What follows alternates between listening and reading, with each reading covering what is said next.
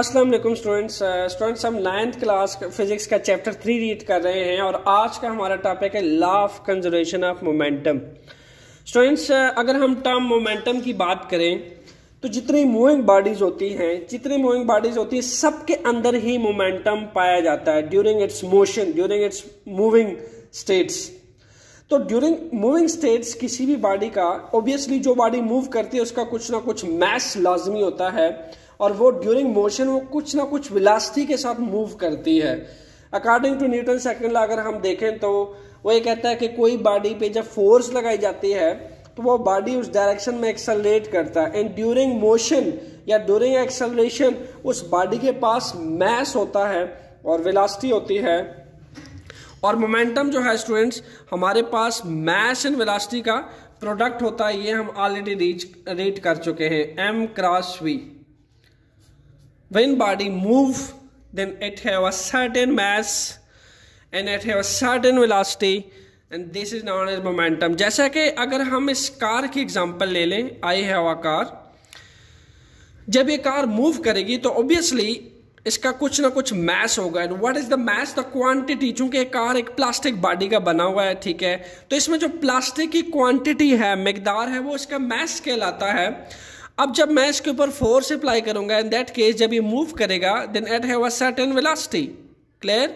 इसके पास कुछ ना कुछ वेलोसिटी है जिसके साथ ये मूव कर रहा है, तो ऑब्वियसली इसके साथ कुछ ना कुछ मोमेंटम होगा। उस मोमेंटम को हम क्या कहते हैं students? This is known as P. Look at that, it have mass.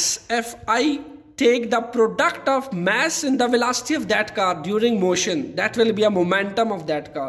Okay, but आज का हमारा टॉपिक है law of conservation of momentum. Students law of conservation of momentum को अगर हम स्टेट करें तो ये क्या कहता है? The momentum of in isolated system of two और more then two interacting bodies remain constant. Look at that। सबसे पहले तो हम मोमेंटम देख लेते हैं दो आइसोलेटेड बॉडीज का। यहाँ पे आप देख सकते हैं कि मैंने दो बॉल्स ली हुई हैं, ठीक है, एक स्मॉल है और एक लार्जर बॉल है। अब ये दोनों बॉडीज आपस में इंटरेक्ट कर रही हैं, these two are interacted with each other, इसलिए इन दो बॉडीज को कहा जाएगा इंटरेक्टिंग बॉडीज। और हम आइसोलेटेड सिस्टम कैसे सिस्टम को कहते हैं?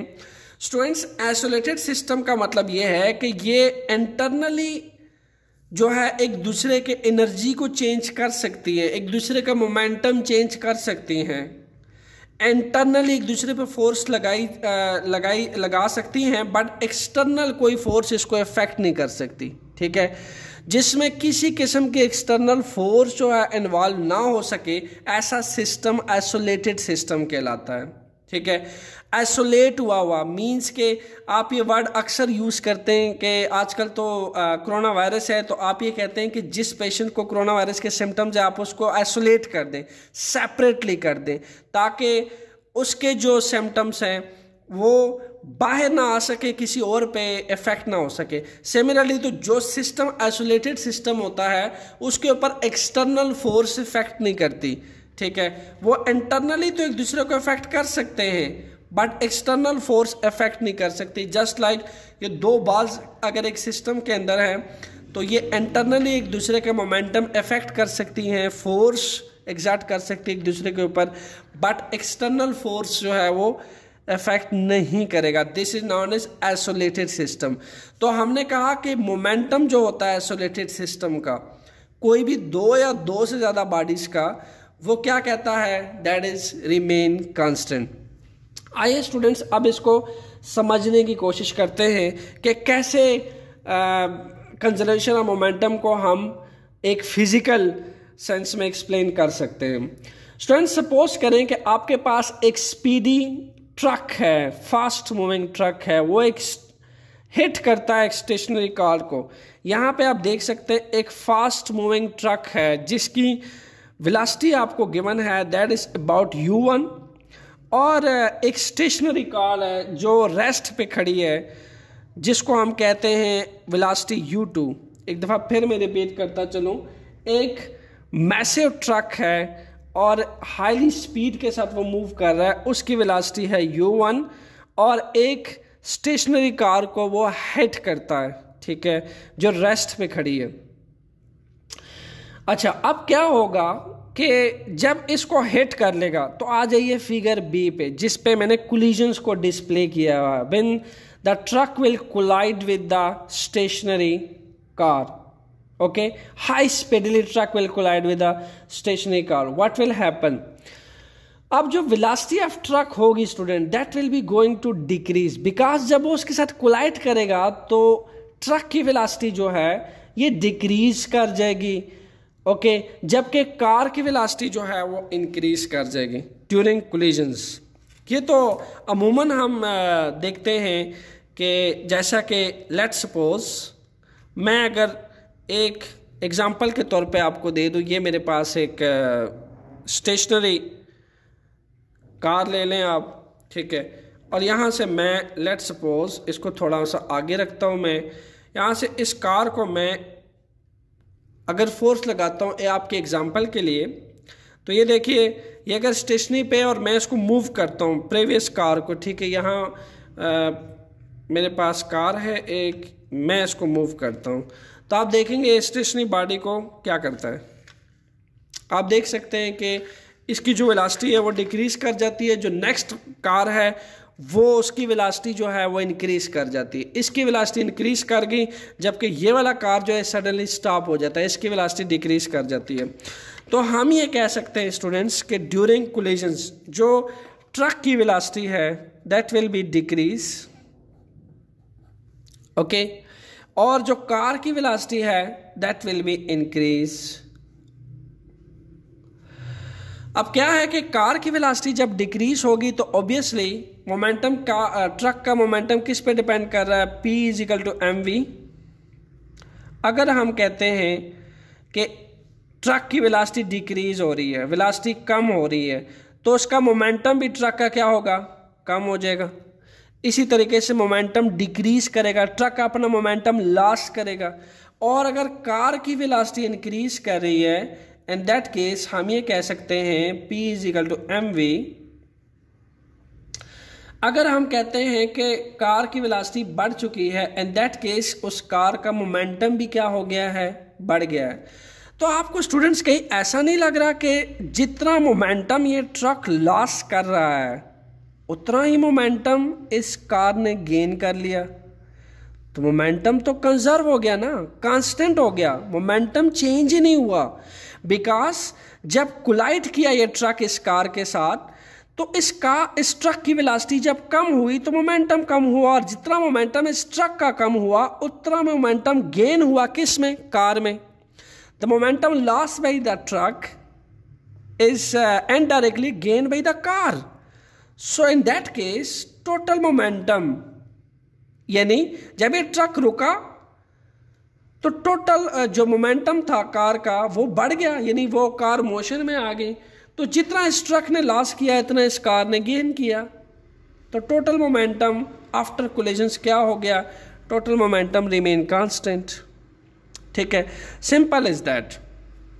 यानी कि अगर मैं 2 बॉल्स ले लूं, ओके, आप समझे कि इन 2 बॉल्स का एक आइसोलेटेड सिस्टम है, ठीक है। इनका मोमेंटम देखने के लिए आप जस्ट अभी ये ट्रक और कार वाले एग्जांपल देख लें कि लेट्स सपोज मैं अगर इस लार्जर बॉल को, ठीक है, इस मैसिव बॉल को मैं क्लिक दूं तो ऑब्वियसली ये इसको हिट करेगा, ठीक है, इस स्टेशनरी बॉल को हिट करेगा। अब क्या होगा कि इसकी वेलोसिटी डिक्रीज हो जाएगी, it will stop, okay, but it will move. तो कहीं ऐसा होता है कि जितना इसकी वेलोसिटी एकदम डिक्रीज करती है ड्यूरिंग कोलिजन्स, जब इस लार्जर बॉल की वेलोसिटी डिक्रीज करती है उतना ही वेलोसिटी में गेन आता है किसके, इस स्टेशनरी बॉल के। तो ऑब्वियसली जब इसके वेलोसिटी में गेन आएगा तो इसके मोमेंटम बढ़ेगा, इसके वेलोसिटी में लॉस आएगा या कम होगी तो इसके मोमेंटम में लॉस आएगा, यानी मोमेंटम डिक्रीज होगा। तो जितना मोमेंटम में लार्जर बॉल लॉस करेगा उतना मोमेंटम वो स्मॉलर बॉल गेन कर लेगा। तो टोटल मोमेंटम क्या होगा students, it will remain constant, it will remain constant. Look at that. If I click that ball, तो during sliding fraction ये बॉल मूव किया, इस बॉल को रुक जाना चाहिए, ठीक है। तो सेम आप कार और ट्रक की एग्जांपल सेम मैनर में ले सकते हैं। इस स्टेटमेंट के बाद स्टूडेंट्स हम ये लिख सकते हैं momentum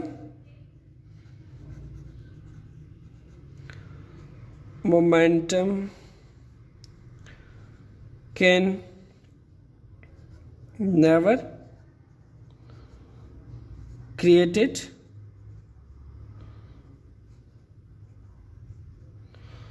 nor destroy.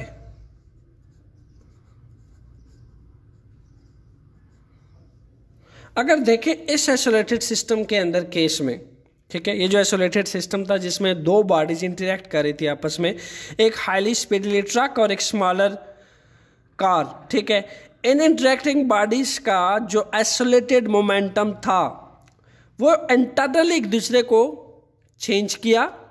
Car speedly, truck जब हिट किया उसने स्टेशनरी कार को ड्यूरिंग इट कोलिजन्स, तो ट्रक का वेलोसिटी डिक्रीज हुआ, जिससे ट्रक का जो मोमेंटम है वो भी डिक्रीज हुआ और कार का वेलोसिटी इंक्रीज हुआ और कार का मोमेंटम भी इंक्रीज हुआ। तो ऑब्वियसली बाहर से किसी किस्म का हमने ये मोमेंटम इसके अंदर क्रिएट नहीं किया, ना ही इसका मोमेंटम डिस्ट्रॉय हुआ है, बल्कि जितना मोमेंटम इस ट्रक ने लॉस किया students due to decrease in velocity of that truck, उतना ही मोमेंटम गेन किया इस कार ने। तो the momentum loss by truck that is gain by car that will remain conserve. ये momentum after collisions, before collisions and after collision, ये momentum conserve हुआ। ये कार उतना ही आगे को मूव किया जितना इस ट्रक ने इसको हिट किया था, स्टेशनरी कार को, ठीक है। तो after and before total momentum इसका जो है वो कांस्टेंट हुआ, जिसके बाद हम ये कह सकते हैं कि ऑब्वियसली मोमेंटम प्रिंसिपल क्या है कि momentum can never be created nor be destroyed. This law also states that. Okay students, हम ये भी कह सकते हैं कि जो law of conservation of momentum है ये रिलेट करती है आल्सो न्यूटन थर्ड लॉ के साथ। Look at that, law of conservation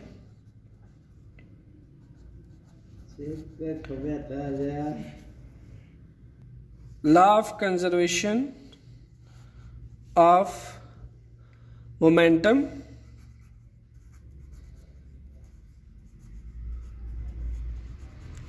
is also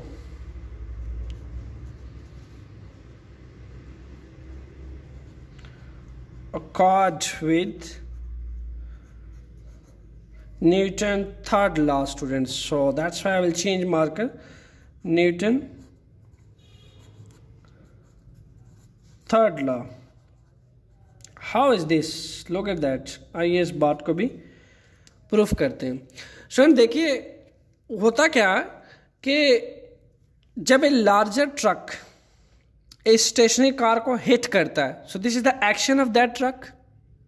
okay, अब आप ये सोचें कि किस चीज ने इस ट्रक की वेलोसिटी को डिक्रीज किया। Obviously the reaction of that car.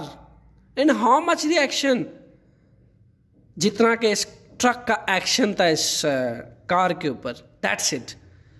I repeat again कि जब ये ट्रक इस स्टेशनरी कार को हिट करता है, ड्यूरिंग हिटिंग जब इसकी वेलोसिटी डिक्रीज करती है, तो who decrease the velocity of that truck? Obviously the car reaction. So first of all जब ट्रक इसको हिट करता है, this is the action of that truck. और जवाब में न्यूटन थर्ड लॉ के अकॉर्डिंग जो कार है वो एक स्पीडली ट्रक की वेलोसिटी डिक्रीज करता है, ठीक है, इन रिएक्शंस में। So these action and reaction are equal in magnitude but opposite in direction. So truck क्या करता है, ट्रक जब इसको अपना मोमेंटम एक्सचेंज करता है, ट्रक का जो मोमेंटम लॉस होता है तो उतना ही मोमेंटम गेन होता है जब कार में, तो वो मोमेंटम किस डायरेक्शन में आता है? इस डायरेक्शन में, ठीक है, यानी इसको इस डायरेक्शन में लेके जाता है, फोर्स लगती है इसके ऊपर।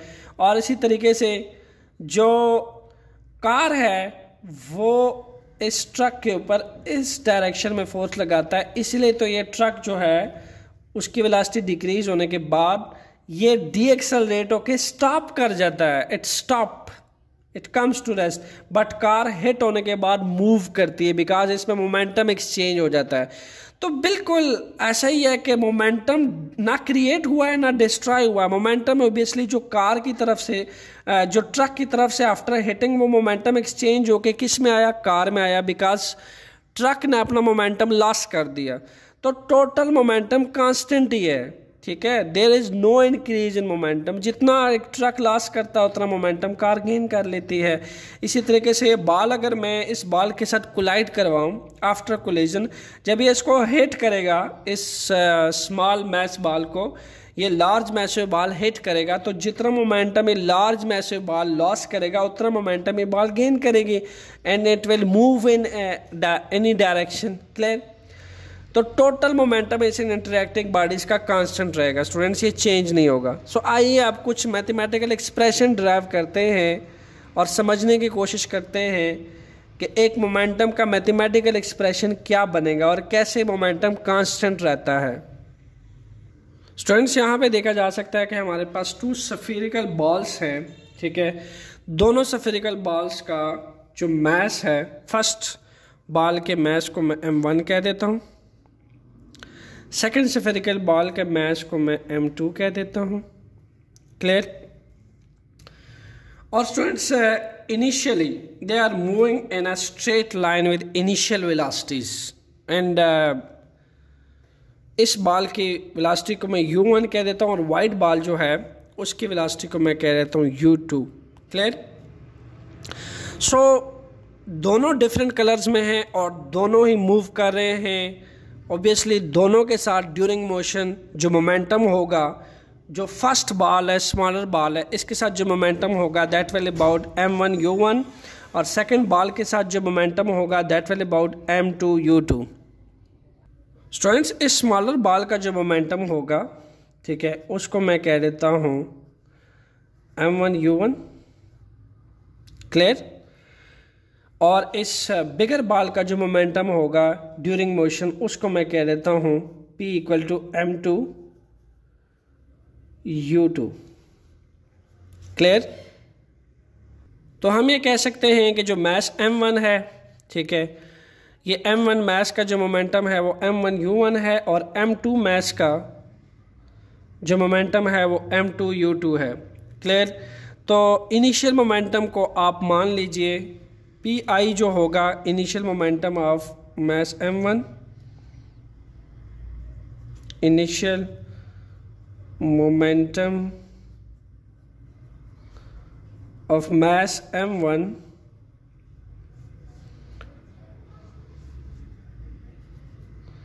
what is that actually? That is about m1 u1। Clear? और इसी तरीके से initial momentum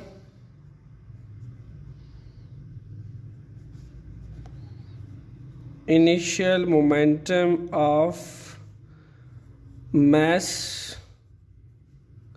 m2 is m2 का इनिशियल मोमेंटम क्या है m2 u2। सो ये स्टूडेंट्स हमारे पास इनिशियल कंडीशंस आ गई हैं। तो मैं अगर इसका टोटल मोमेंटम लेना चाहूँ इनिशियली तौर पे, अगर इसका टोटल मोमेंटम ले लिया जाए तो वो क्या होगा, व्हेन दे नॉट कोलाइड, अब जस्ट मूव कर रहे हैं, इनिशियली मूव कर रहे हैं किसी भी सर्टेन वेलोसिटीज के साथ, जिसमें मैंने फर्स्ट m1 की वेलोसिटी को u1 बोला है और m2 की वेलोसिटी को मैंने u2 बोला है। इन सर्टेन वेलोसिटीज के साथ ये मूव कर रहे हैं। Clear? And before collision they only moving its some velocities. Clear? तो ऑब्वियसली ड्यूरिंग मूविंग इन दोनों का अगर मैं मोमेंटम सम करूं तो जाहिर सी बात है वो क्या होगा, m1 u1 plus m2 u2, दोनों का मोमेंटम सम अब ये बनेगा। तो मैं लिख सकता हूं टोटल मोमेंटम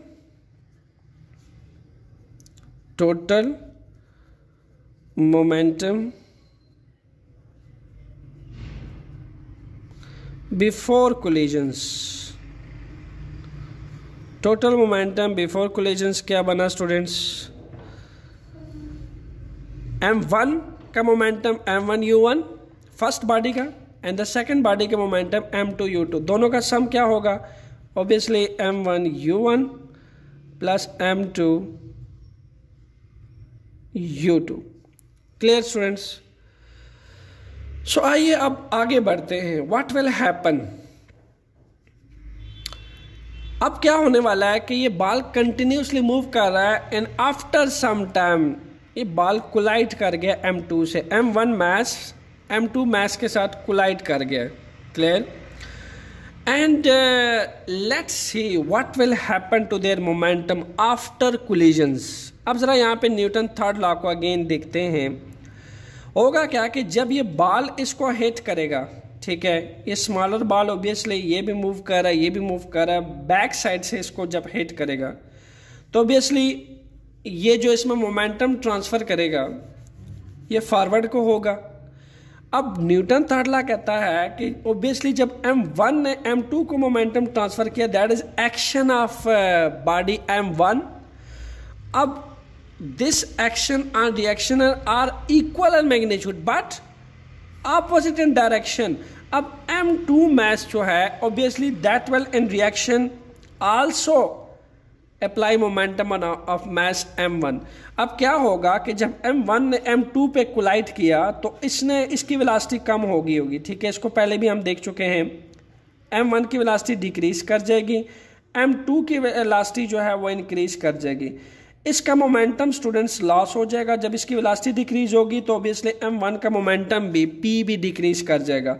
इसी तरीके से m2 का जो मोमेंटम है आफ्टर इंक्रीज इन वेलोसिटी ये भी क्या हो जाएगा, ये आपके पास इंक्रीज हो जाएगा। तो जितना मोमेंटम का लॉस आएगा m1 से उतना ही मोमेंटम गेन आएगा किसमें स्टूडेंट्स, m2 मैस के अंदर। तो the momentum is loss by mass m1 will be gained in that second body m2, ठीक है। तो टोटल मोमेंटम क्या होगा इन दो इंटरेक्टिंग बॉडीज का, दैट विल रिमेन कांस्टेंट।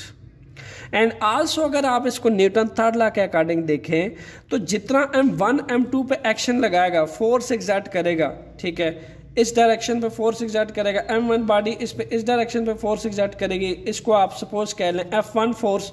इसी तरीके से m2 जो है वो इसके ऊपर इस डायरेक्शन पे इक्वल फोर्स एग्जर्ट करेगी विद माइनस साइन, ठीक है, विद माइनस साइन, क्योंकि फिजिक्स में ये होता है कि एक्शन की जो डायरेक्शन होती है एक्शन फोर्स की, तो रिएक्शनल फोर्स की डायरेक्शन ऑब्वियसली उससे ऑपोजिट होती है, तो ऑपोजिट डायरेक्शन को हम नेगेटिव साइन से रिप्रेजेंट करते हैं।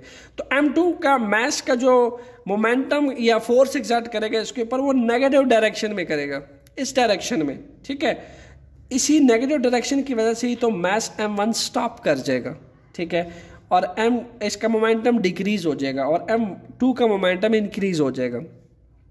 तो हम ये कह सकते हैं कि जितना मोमेंटम जो है इस बॉल का लॉस हुआ उतना मोमेंटम गेन आया m2 के अंदर। तो आइए देखते हैं what will happen to their velocities after collisions. Students, after collision their velocity become v1, ठीक है। जब ये कोलाइड कर जाएंगे after collisions their velocity will become v1 of the mass m1 and the second mass m2 it's velocity become v2। Clear?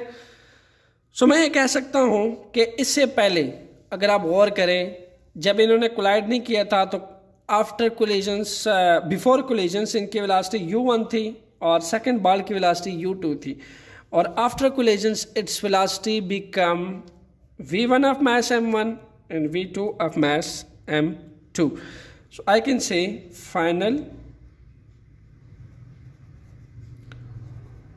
final momentum of mass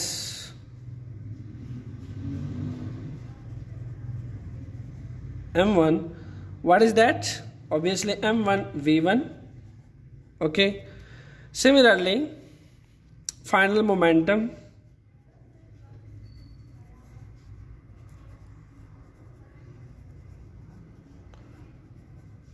of mass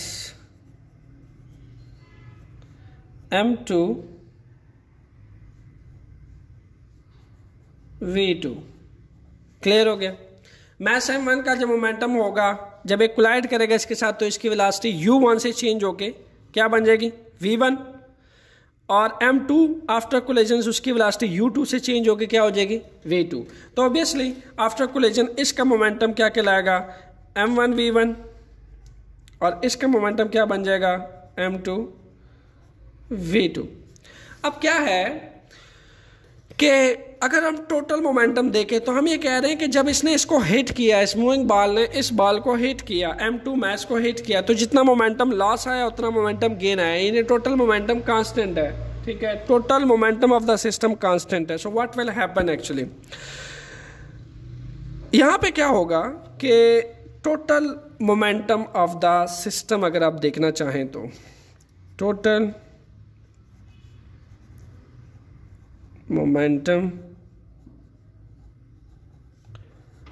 of this system after collisions वो क्या बनेगा, obviously m1v1 और m2v2 को अगर sum up किया जाए, m1v1 plus m2v2।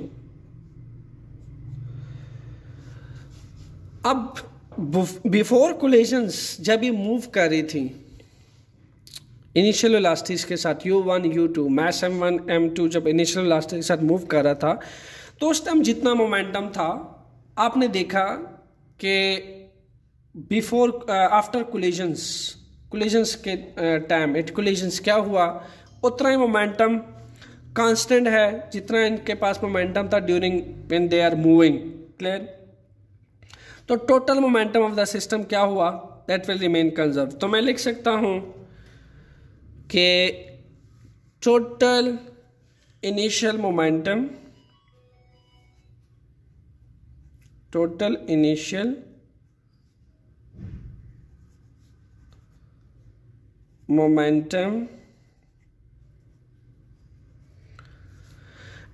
Of system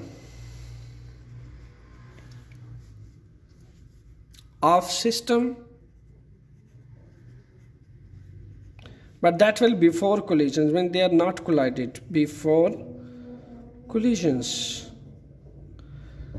hopefully you remember mass m1 जो first mess का मोमेंटम था दैट इज m1u1 और सेकंड मैस का मोमेंटम था m2u2। ठीक है, m1u1 plus m2u2 at collisions means after collisions you can write that will completely equal। यहाँ पे हम इक्वल का साइन डालेंगे क्योंकि मोमेंटम में चेंज ही नहीं आया, मोमेंटम ना क्रिएट हुआ ना डिस्ट्रॉय हुआ, बल्कि जो इनिशियल मोमेंटम था जब ये बॉडी मूव कर रही थी तो टोटल मोमेंटम कंजर्व है सिस्टम का, चेंज नहीं हुआ students. Clear, before collision after collision there momentum will remain constant. तो मैं ये लिख सकता हूँ total momentum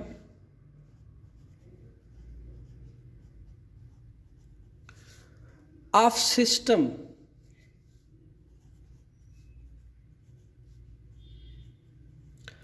total momentum of system after collisions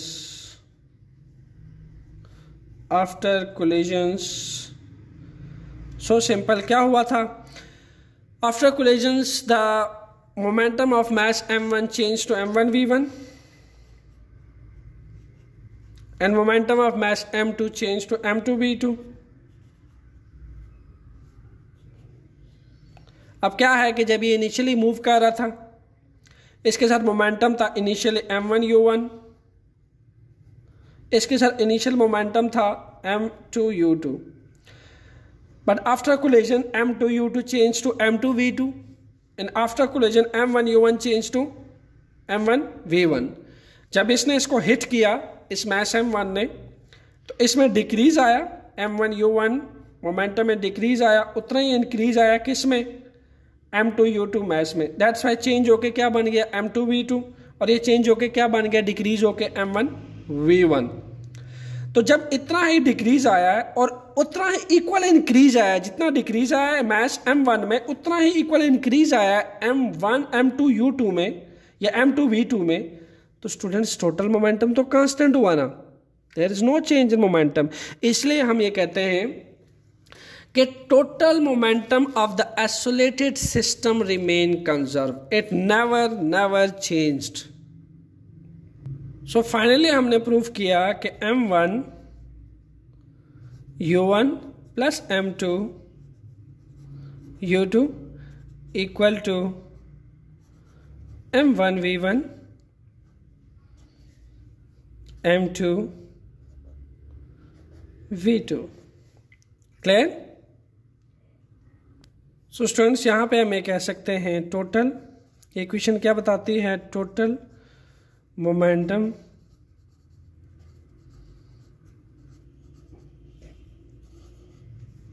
of the system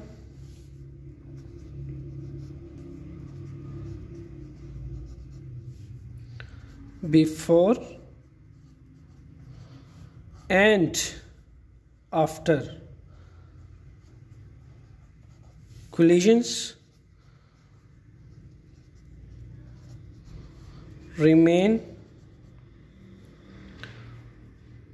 it always remain constant।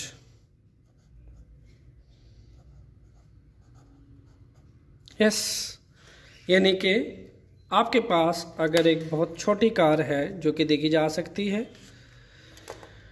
और आपके पास दूसरे मुकाबले में एक लार्ज कार है, ओबियसली जब ये इसके साथ टकराएगी, ये वाली कार इस कार के साथ टकराएगी, तो मोमेंटम होगा इस कार का कम, यानी वेलोसिटी होगी इस कार की डिक्रीज आफ्टर कोलिजन्स, और इस कार की वेलोसिटी होगी इंक्रीज।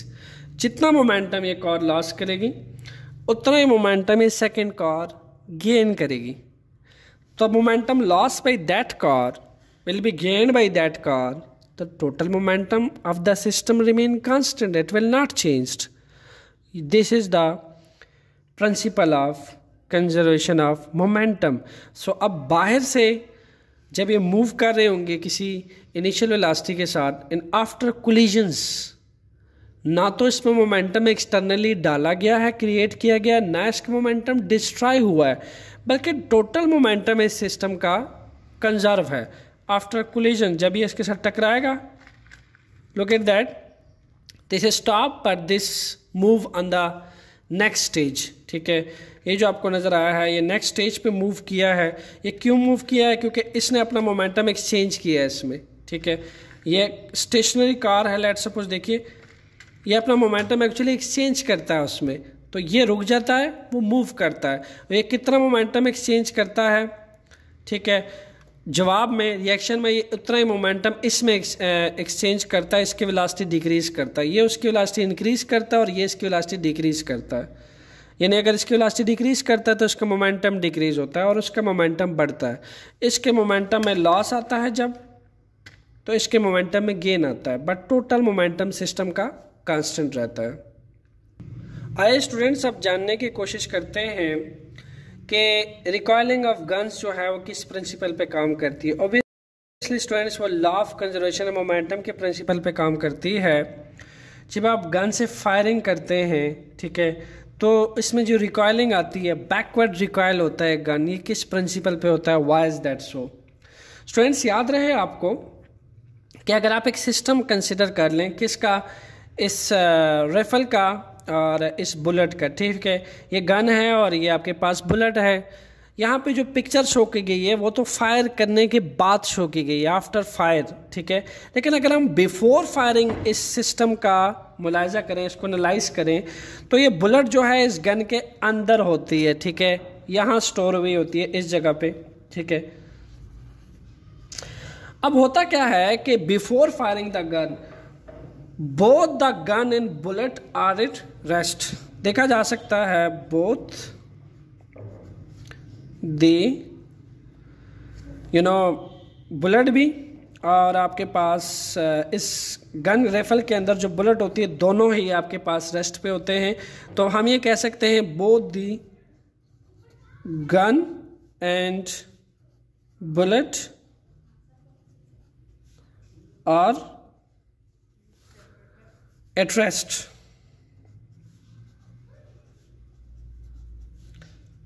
तो हम ये क्या कह सकते हैं? It is zero. Obviously students जब ये दोनों रेस्ट पे है तो इनका जो मोमेंटम होगा बिफोर फायरिंग द गन, जब तक हमने फायर नहीं किया, they are at rest. Why at rest? Because P is equal to mv अगर एक बुलेट और गन दोनों ही रेस्ट पे है तो ऑब्वियसली उनकी वेलोसिटी भी ज़ीरो होगी, तो उनका मोमेंटम भी क्या होगा, zero. So that's why bullet का जो यहाँ स्टोर हुई होती है इसका मोमेंटम भी और राइफल का मोमेंटम भी, दोनों के दोनों मोमेंटम ज़ीरो हैं बिफोर फायरिंग द गन। आइए देखते हैं कि जब आप इसमें फायर करते हैं, ठीक है, as the gun is fired what will happen, obviously bullet shoot out of the gun, bullet बाहर निकलती है, ठीक है। और क्या होता है कि इसके में एक मोमेंटम आता है, एक खास मोमेंटम के साथ ट्रेवल करती है। लेकिन एक बात आप जहन नशीन कर लीजिए कि ये जो आपके पास राइफल है इसका मैस बड़ा होता है, ठीक है, इस compare to the mass of bullet इसका मैस स्मॉल होता है। ऑब्वियसली जब आप फायर करेंगे तो इसकी जो वेलोसिटी होगी in that case smaller mass की वेलोसिटी स्मॉल होगी, लार्जर मैस की वेलोसिटी लार्जर होगी।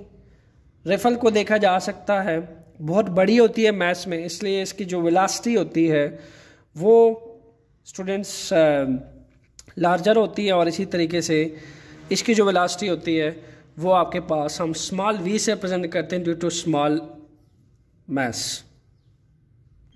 जब कोई भी पर्सन इसमें से फायर करता है स्टूडेंट्स, मैं अब इस बात कर रहा हूँ आफ्टर फायरिंग, ठीक है, जब कोई भी पर्सन इसमें से फायरिंग करता है तो क्या होता है कि जब ये बुलेट इसमें से बाहर निकलती है तो इसके साथ जो मोमेंटम होता है ये mv होता है।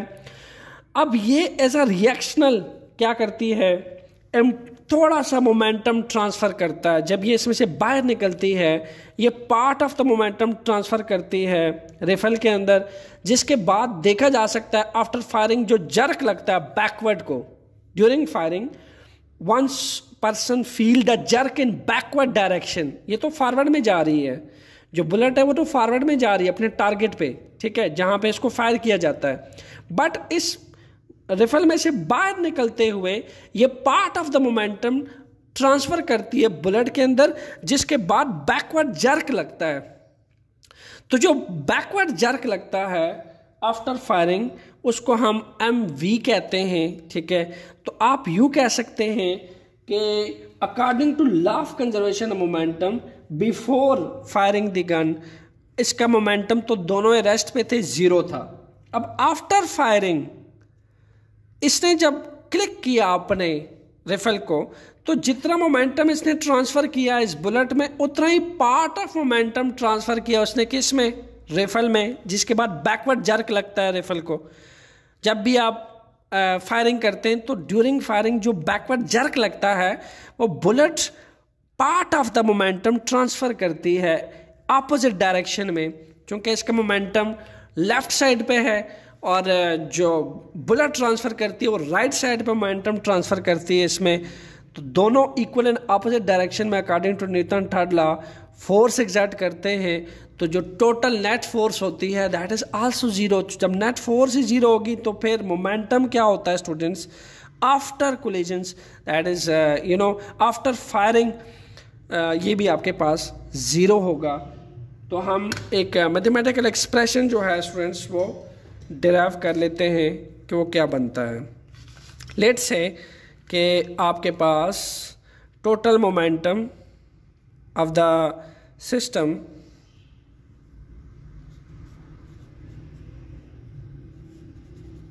Total momentum of the system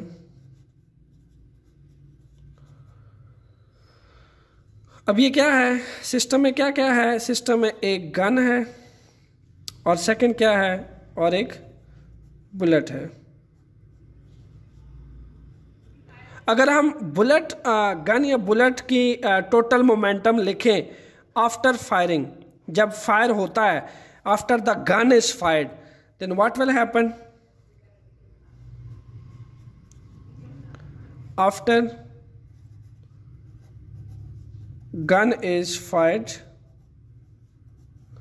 what will happen, इसका जो टोटल मोमेंटम है ऑब्वियसली ये राइफल का मोमेंटम है, ये बुलेट का मोमेंटम है, दोनों का अगर मैं सम अप ले लूँ plus mv, this is for rifle and this one is for bullet. Clear? तो अगर मैं इसी चीज़ को according to law of conservation of momentum के अकॉर्डिंग देखूं, according to law of conservation of momentum, what will happen students, total momentum जो होगा जब हमने आफ्टर फायरिंग, तो वो क्या था आपके पास, मैं लिख लेता हूँ यहाँ पे, टोटल मोमेंटम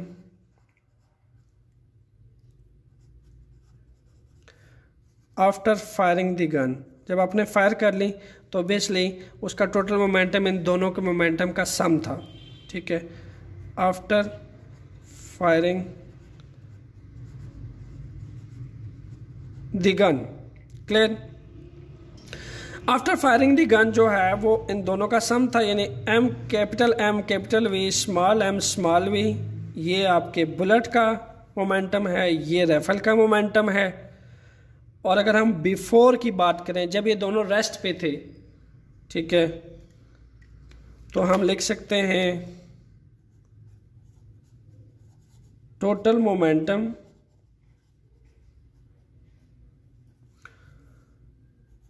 बिफोर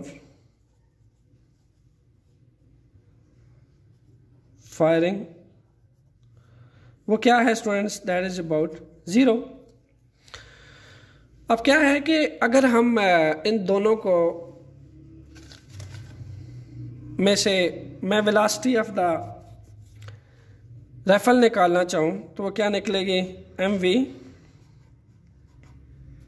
ये सेट पे आ जाएगा। अब यहाँ पे स्टूडेंट्स कंप्लीटली आपके पास एक न्यूटन थर्ड लॉ भी ओबे होता है कि जब आपने इसको क्लिक किया, क्लिक करने के बाद जो शूट आउट हुआ, ये टारगेट पे बुलेट जो है बाहर निकला इसमें से, तो इसकी डायरेक्शन इस साइड को थी, यानी आपके पास जो फोर्स लग रही थी, इसने इस पे फोर्स लगाई किस साइड पे, लेफ्ट साइड पे, ये अपने टारगेट पे गया, तो बदले में जो force impart of momentum transfer हुआ इस राइफल में, जब जर्क लगा बैकवर्ड को, तो वो फोर्स किस डायरेक्शन पे थी, इस डायरेक्शन में थी। तो ऑब्वियसली दोनों फोर्सेस की डायरेक्शन अपोजिट है, इसलिए ये अपोजिट साइन यहाँ पे अपीयर हुआ है due to change in direction of momentum, equal in opposite direction, ठीक है। सो अगर आप v की वैल्यू निकालना चाहते हैं तो we will get -m/m into v.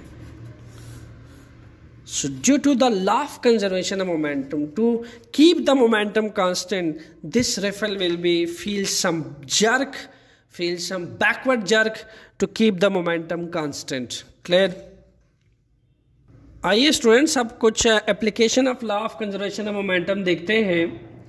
यहाँ देखा जा सकता है एक जेट एरोप्लेन है, ये भी वर्क करता है on the principle of conservation of momentum. Let's see how. Students होता क्या है कि जेट एरोप्लेन में से large volume of gases is produced by the combustions of fuel. जब फ्यूल जलता है बर्निंग ऑफ फ्यूल से, लार्ज वॉल्यूम ऑफ गैसेस जो हैं ये सारी की सारी एग्जॉस्ट होती हैं, बाहर की तरफ निकलती हैं, ठीक है, आउटसाइड निकलती हैं। Actually what is the function of that fuel, it allow to skip through a jet in the backward direction. अब होता क्या है कि बहुत हाई वेलोसिटी और स्पीड की वजह से जो बैकवर्ड रशिंग गैसेज है इनका मोमेंटम बहुत हाई होता है। बहुत हाई मोमेंटम की वजह से, चूंकि इसकी स्पीड बहुत तेज़ होती है जेट एरोप्लेन की, और उतनी स्पीड से फ्यूल जो है वो कंबस्ट होता है, जलता है। बर्निंग ऑफ फ्यूल से गैसेस प्रोड्यूस होती हैं, और बर्निंग ऑफ गैसेस की वजह से जब ये फ्यूल बहुत फास्ट हैवी वेलोसिटी के साथ, लार्ज वेलोसिटी के साथ बाहर निकलती हैं, तो ये स्टूडेंट्स इस जेट एरोप्लेन पे एक फॉरवर्ड जर्क लगाती है, पुश करती है इस एरोप्लेन को, जिसके बाद जो एरोप्लेन है वो एक equal in opposite momentum in gases से हासिल करता है और ये जेट एरोप्लेन जो है वो मूव करता है forward with very high speed. देखा जा सकता है कि जितने भी गैसेज हैं वो बैकवर्ड पे निकलती हैं, ठीक है, बट ये बैकवर्ड पे जितनी भी निकलने वाली गैसेज है, जितनी भी बर्निंग ऑफ गैसेज है, ये इम्पार्ट करती हैं, स्टूडेंट्स एक्सचेंज करती हैं अपना मोमेंटम किसको, इस जेट एरोप्लेन को। चूंकि इनकी स्पीड बहुत हाई होती है तो उसी हाई स्पीड का जो इक्वल मोमेंटम है अपोजिट डायरेक्शन में, इसका अपोजिट डायरेक्शन क्या होगा, ऑब्वियसली फॉरवर्ड, इस एरोप्लेन में ट्रांसफ़र करती है, जिसके बाद ये एरोप्लेन जो है वो बहुत हाई स्पीड के साथ मूव करता है।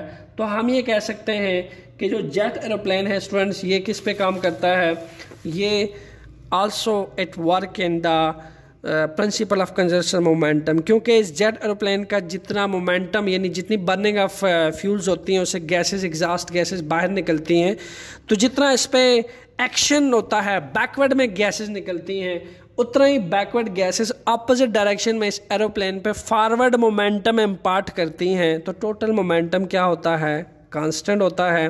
So that's also work on the principle of conservation of momentum. आइए देखते हैं रॉकेट्स के अंदर ना सिर्फ जेट एरोप्लेन जो है स्टूडेंट्स, बल्कि रॉकेट्स के अंदर भी क्या होता है, रॉकेट्स भी जो है principal of conservation of momentum पे काम करती है। Let's see how. स्टूडेंट्स, देखा जा सकता है कि जो रॉकेट्स होते हैं उसके इनसाइड्स केमिकल्स होते हैं, जो केमिकल होते हैं रॉकेट के अंदर वो बर्न होते हैं, उसकी बर्निंग से हाई वेलोसिटी का ब्लास्ट होता है हार्ड गैसेस का, जैसा कि देखा जा सकता है इसमें से डाउनवर्ड डायरेक्शन में high velocity of blast gases जो हैं वो बैकवर्ड निकल रही हैं, ठीक है। अब होता क्या है कि ये जो गैसेस जितने भी बाय बर्निंग ऑफ केमिकल्स जब ये हॉट गैसेस बैकवर्ड की जानिब निकलती हैं तो ये स्टूडेंट्स एक टेल नोजल होती है रॉकेट की, उसमें से बाहर निकलती है डाउनवर्ड डायरेक्शन में, ठीक है, विद ट्रेमेंडस स्पीड और वेलोसिटी। इसकी वेलोसिटी और स्पीड बहुत हाई होती है और जो रॉकेट होता है students, it moves up to balance the momentum of the gases, इन गैसेस का मोमेंटम इक्वल करने के लिए, ठीक है, क्योंकि इनका मोमेंटम ओबियसली अगर ये ट्रेमेंडस स्पीड ऑफ वेलोसिटी होगी ओबियसली इनका मोमेंटम बहुत ज़्यादा होगा। अब इनका मोमेंटम बैलेंस करने के लिए भी तो एक रिएक्शनल मोमेंटम होना चाहिए ना। सो वो मोमेंटम कौन इसका मोमेंटम बैलेंस कौन करता है, that is balance bye rocket when it's moves up. जितना ये मूव अप होता जाता है उतना ही जो मोमेंटम में गैसेस के मोमेंटम में बैलेंसिंग आती जाती है रॉकेट के मोमेंटम के साथ, ठीक है। आप एक बलून की एग्जांपल ले लें स्टूडेंट्स, इसको आप एक्सपेंड कर दें, ठीक है, हवा से आप इसको पूरा भर दें, एक प्रेशर हवा इसके अंदर भर दें इस बलून के अंदर, और क्या करें कि आप इस बलून में से इसके जो नोज़ल है वो ओपन कर दें। अब कंप्रेस एयर जितनी वो बाहर की तरफ निकलेगी, बाहर की तरफ जितनी तेज़ी से कंप्रेस एयर निकलती है उतना ही बलून क्या करता है, आपने तो उसको रिलीज़ कर दिया होता है, आप ऑब्जर्व करें वो बलून फॉरवर्ड को मूव करता है, ठीक है, स्पीडली फॉरवर्ड को मूव कर देता है। वो क्यों करता है, क्योंकि जितने प्रेशर से हवा बाहर आ रही होती है उसमें से, ठीक है, जितने स्पीड से हवा बाहर आ रही होती है तो उस हवा का जो मोमेंटम है वो बैलेंस करने के लिए बलून उतना ही फॉरवर्ड मूव करता है। तो obviously this rocket is also work on the principle of law of conservation of momentum. ये थी स्टूडेंट से एक deep in conceptual explanation law of conservation of momentum की। आपने मुझे बताना है कि आपको मेरी ये वीडियो कैसे लगी और आपके बाद आपको law of conservation of momentum का टॉपिक कैसा लगता है। Stay tuned, enjoy physics because physics is not difficult. Thank you.